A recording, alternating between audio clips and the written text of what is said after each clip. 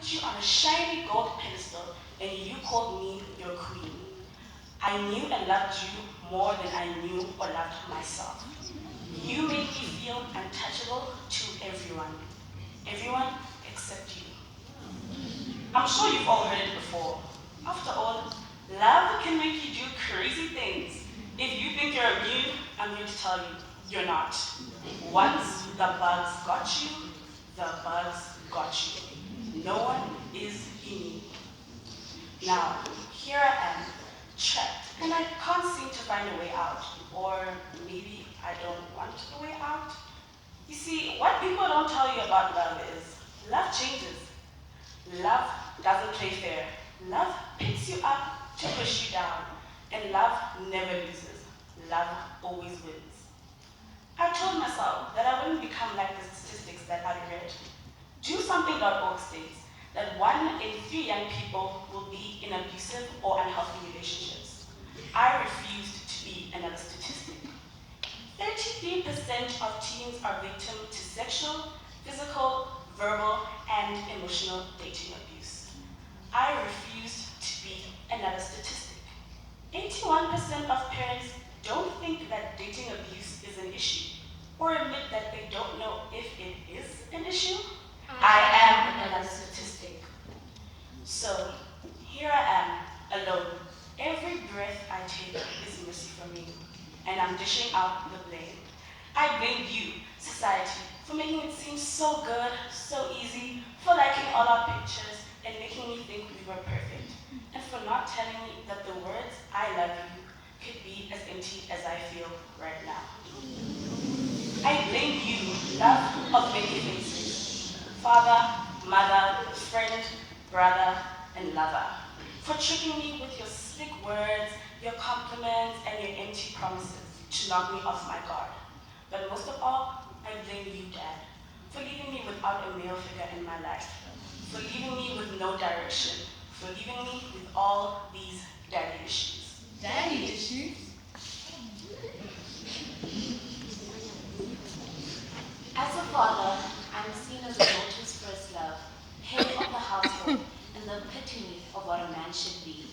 But I'm often misunderstood and thrown into a pit of statistics classified under absent fathers.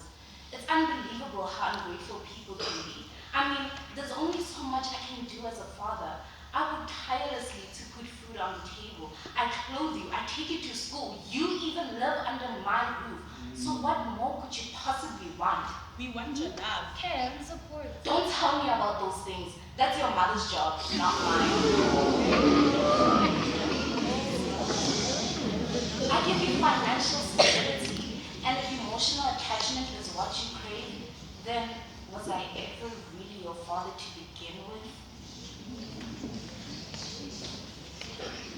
Some parents have this absurd idea that because they birthed their children, they can treat them as they please. It's okay for parents to want a break, and it's okay for parents to forget, but those aren't the type of parents I'm talking about. I'm not talking about the parents that work 9 to 5 or even later to ensure that there's food on the table. I'm not talking about the parents who take time out of their day to form real relationships with their children. The ones who give their all in this parenting gig. Kudos to you. I commend you guys. I can't imagine it being easy. Because just like anything in life, parenting has its hardships. But those hardships are not an excuse for those parents who'd rather go out for drinks than attend their own child's prize giving. The ones who'd rather send their children money as compensation for the lack of relationship. Yep, that's right, ATM parenting. And you'd think, after the BBS Mutual Bank scandal, we'd get rid of all these banks. However, that is not the case, as many children are living with parents who'd rather be financial providers than have real relationships with their children. I'm talking about the ones nowhere to be found. I'm talking about the absent ones. It is a fact.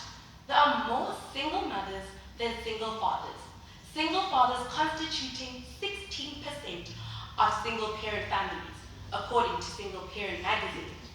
It makes you wonder, where did all the fathers go? Dear beloved father, you once told me that a father is their daughter's first love. You said behind every great daughter there's a truly amazing dad. You told me that you are the standard that I should judge all men. But you, Daddy, were the first male to ever break my heart. You're supposed to be the amazing dad behind me, but you're not. So does that mean I'm not great? Why am I not great? Because I date and I sleep with whoever shows the slightest interest in me, or because I don't have a standard to measure by, or because he left and he never looked back. South Africa has one of the highest rates of absent fathers in the sub-Saharan region, with over 61% of South African households being fatherless.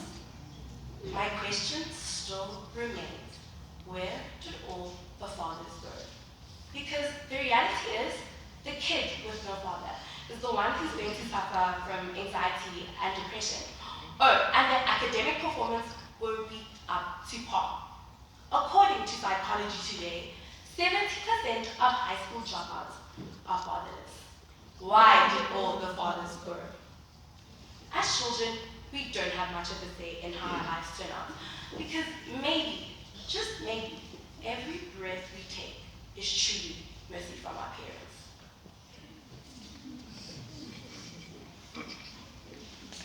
I create a dark world that separates heaven and earth. Just by saying that statement alone, half of you already think I'm some kind of demon, and I'm not. Let me elaborate. The business deals or other transactions that I make are often deemed immoral or shunned by society. Others call it cash for scraps. I call it cash for assets. But you don't understand. I give these young girls the tender love and care they could never give themselves. I give them constant attention and value from different men day and night. And the popularity these ladies crave is given to them in the form of masculine men adorning their lavish bodies. So you see, I'm not the enemy here. I had to take them away from their families so that they can serve their purpose in life, slaving away at the mercy of men who turn young girls into women each and every day. But I'm not a rapist, pedophile, murderer, or even child molester. Some may even say that I'm a human trafficker. Call it whatever you want. Because at the end of the day, the only thing I'm guilty of being is a game changer. I ran from a loving family, the abusive home, running wherever my feet would take, wherever they could go. I was broken, misunderstood, heart-tainted. Then you came along, cherishing me, treating me right. I finally felt loved. We left one day, picked up and went far, far away. And then soon came the dreadful day when you violated me, raped me. You told me that I was yours. You told me that I owed you. You owned me. I must sell my body for sex. Use her, then put her back. That's what you said. This is a brief description of a sex slave's reality, but it comes nowhere close to their story. These are the women, children, and men who we so casually label sluts, prostitutes, gigolo, without even taking a second to think of how they got there, why they are there, and who is keeping them there. So let us go back, shall we? And instead of me describing the sex slave, let us be them. Let us feel their pain. I form part of many statistics, such as the one shown by Do Something That states there are 20 to 30 million slaves in the world today. So before you learn more about me, place me back into the 7 billion people. Make me a person once more. Back in the village, I was the bravest girl you would ever come across. And I used to say, the day I can no longer feel the roaring lion in my chest is the day I die. That lion stopped roaring the day I met you. That day I stopped living. Now I am just a living corpse that you use to your disposal. But who are you? Who is this manipulator, this rapist? I used to imagine you as an evil man in the darkness, a bad guy in the movies, but that is not you. I'm stuck here laughing at myself because I was a psycho, thinking and putting you in a box. According to the National Human Trafficking Resource Center, you are anyone from fake massage business owners, agricultural creed leaders, domestic work employers, to family members. New friends, let me introduce you to Long John and Madame. And once the stock is brought back, days of control and manipulation await. And though you are famously known for the various marks you bestow on me, there are certain tactics that you use to psychologically exploit me. You dehumanize me by telling me that I'm worthless. You make me lose trust in society by telling me that undocumented migrants might get reported by healthcare providers. You make false promises, saying that it'll only be 10 to 15 years. Every breath you take is mercy from me, you said. Chaque souffle que vous prenez est la miséricorde de vie. French. Negagayo onion modion, huhibio naigesho jabida. Korean. Languages possibly spoken by you and your fellow perpetrators all over the world. You own and control every part of me, from my ear to my heart, leaving only the results of your actions to be mine. My sexually transmitted diseases, my depression, my anxiety, my social ostracism and suicide attempts. Once you touch us and claim us as your own, all you say is, welcome.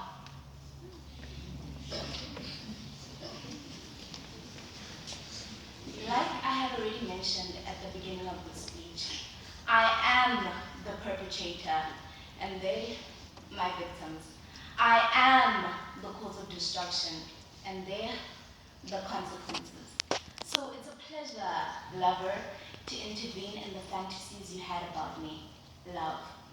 It's a pleasure, daughter, to mold you into the person that you are today, confused, broken, and hurt. Father. And it's a pleasure, slave 7,586, to give you a life worth living in exchange for money. A quote reads, when you own your breath, nobody can steal your peace. But look at how easy it was for the perpetrator to not only steal your breath, peace, and physical being, but your entity.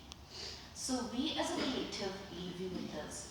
Are you going to break free from the chains of accumulated dominance and control, or are you going to fall into the trap that every breath you take is mercy from me? Thank you.